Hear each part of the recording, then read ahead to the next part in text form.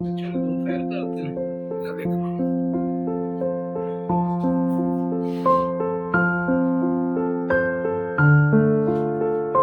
ਤੁਹਾਡੀ ਗੱਡੀ ਸਟਾਰਟ ਹੈ ਤਾਂ ਦੱਸੀ ਨਿਕਲੇ नहीं स्टार्ट हुआ है। ਆ ਭਾਈ ਤੁਹਾਡੀ ਆਦਤ ਨਾਲ ਆ ਗਈ ਹੈ ਤੂੰ ਦੱਸੀ ਕੱਢ ਲਈ ਤੂੰ वो देखो क्या है ये।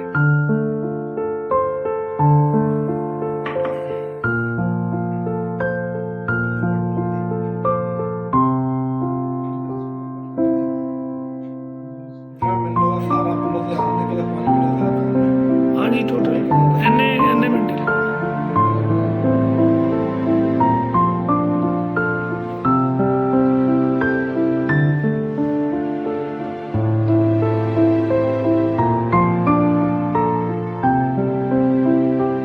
ਬਾਕੀ ਭਾਈ ਪੂਰੀ ਆਦਮਾਈ ਕੀਤੀ ਹੈ ਜੇ ਸਿਰ ਤੇ ਆਏ ਤਾਂ ਨਾਲ ਕੋਈ ਗੁੱਸਾ ਕੋਈ ਨਹੀਂ ਫਿਰ मेरा पिस्टल तो बहुत थले पे आ सी।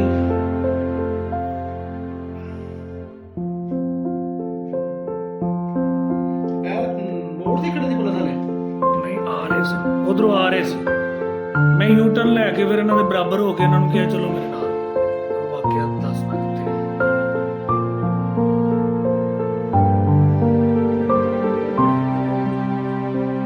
कौन अच्छा ਇੱਥੇ ਅਕਸਰ ਖੜੇ ਹੁੰਦੇ ਨੇ ਬੰਦੇ मैं दिखा रहे हैं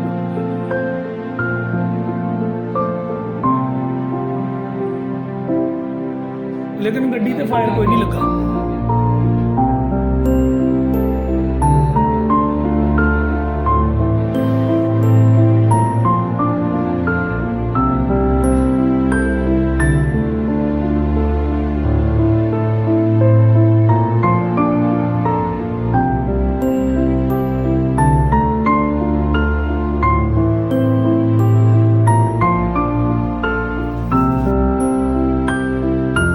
ये आ गए।